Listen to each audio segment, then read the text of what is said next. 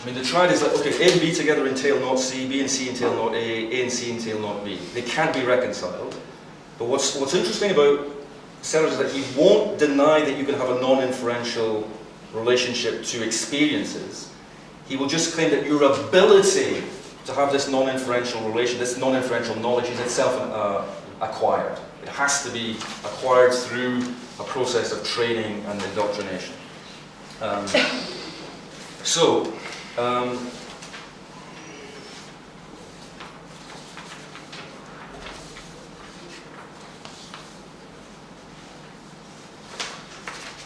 the question then is, how do we acquire this capacity? Okay, so basically, Sellers sets himself the following challenge. He says, given that we have to acquire the ability to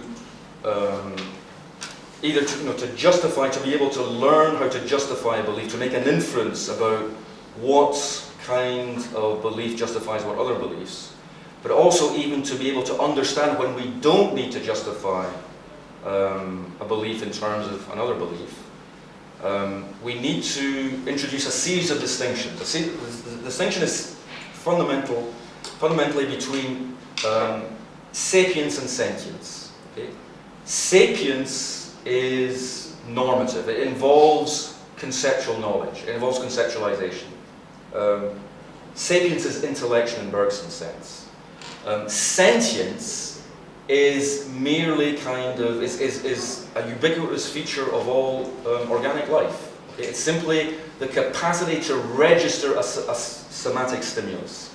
Okay? Plants can do it, organisms can do it, human beings can do it. So the question is, how do we explain the articulation between sapience and sentience to explain how human beings acquire the capacity to have experiences, and to have experiences that are both conceptual in character but also non-conceptual.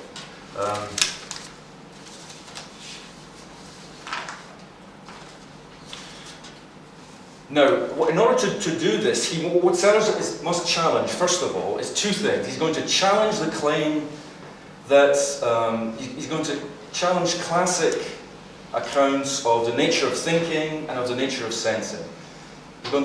He's going to challenge the claim that, for instance, that intentionality or directedness is the mark of the mental.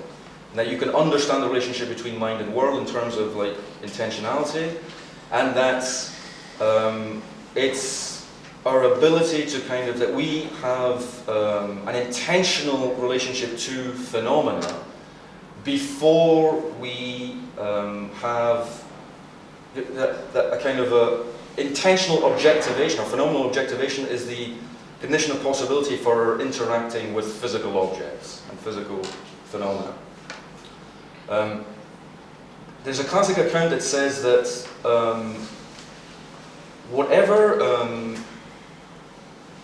our ability to have thoughts about something, and also intentionality also means being able to have beliefs with determinate content that are about things or states of affairs in the world. The classic account tries to say that linguistic intentionality is derived from psychological intentionality. So in other words, intentionality is an originary phenomenological or psychological phenomenon, and that words and utterances derive their intentionality, which is to say their aboutness, from the mind. And Sellers inverts this. He says, no, it's actually the other way around. The capacity, aboutness is primarily a semantic phenomenon. And it's in order to understand aboutness, it involves understanding the relationships between words and other sets of words, between utterances or inscriptions and other sets of utterances and inscriptions. So, for instance, when we say, the example that Sellers gives is rot means red, the mention of the German expression rot is correlated with the use of a red expression, red. But all we're doing there is correlating the conceptual role played by this linguistic token in the German language with the conceptual role played by red in our language. There is no point at which concepts come into contact with some allegedly extra-conceptual reality. You cannot correlate words and things, concepts and objects. Because to do that, you have to assume some miraculous pre-established harmony between the mental and the physical, between mind and world. And Sellers, as a good Darwinian naturalist, says that that's not possible. Even intentionality, if you have to transcendentalize intentionality, that's simply that becomes a sky group, an unexplained explainer. And he says that given that we are descended from mindless animals, we have to explain the emergence of the capacities for intentional correlation without simply postulating it as this transcendental sine qua non.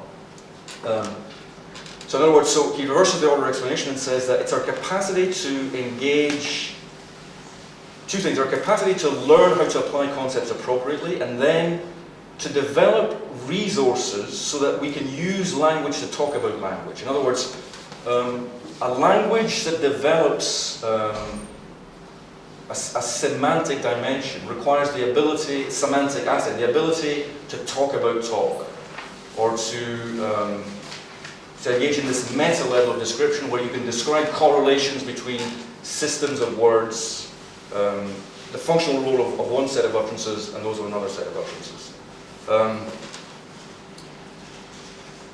So the intentionality in that sense becomes neutralized, becomes a linguistic phenomenon, and that the aboutness then of our capacity to deploy concepts and to think about red appropriately, to say that's red in the appropriate circumstances, depends on two things. One, it depends on our having what Sellers calls, or actually what Brandon calls, a reliable, responsive, differential disposition. It means what you simply need is you need to be able to register differences, to track and record salient differences. This is something that thermostats and parrots can do.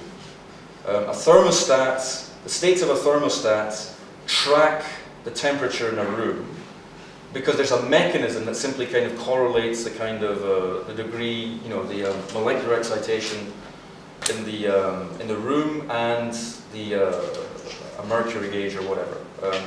Similarly, a parrot will eventually learn to say red simply by being conditioned, by being trained to respond in this way systematically. It says this is how it is originally with human beings. Human beings are conditioned, first of all, they have to be conditioned to respond appropriately and to issue the appropriate linguistic tokens in the relevant circumstances. But then the next step is being able to deploy a concept, okay? And the difference here is a difference between, once again, between sentience and sapience. Once is a purely causical, mechanical order of explanation, and the other is normative and conceptual. You cannot, although our abilities to deploy concepts require certain neurophysiological mechanisms and conditions of acculturation, they can't be straightforwardly, they can never be identified or reduced to them. So, the first thing that Sellers will say is that the content of a thought, our ability to understand ourselves as thinking being, moves from our ability to understand, to recognize one another's systems of utterances in appropriate circumstances. So in other words, you learn how to understand if someone is in front of a red triangle, they'll say that's a red triangle, and what Sellers' infamous myth of Jones, the myth by which he challenges the myth of the given, is simply this. The myth of Jones is the personification of a process, of a structural process, through which we internalize a new system of concepts in order to identify hitherto unrecognized phenomena, which is to say psychological phenomena. What happens is Jones is this mythical genius who says that what's happening, who proposes to explain the behavior of human beings not just in terms of their dispositions to kind of make sounds in certain circumstances. In other words, the classic behaviourist account would say, all there is to you when you see red things, you're just conditioned to kind of say red. Okay, so that would be a classic kind of behaviourist account. Jones wants to say that the next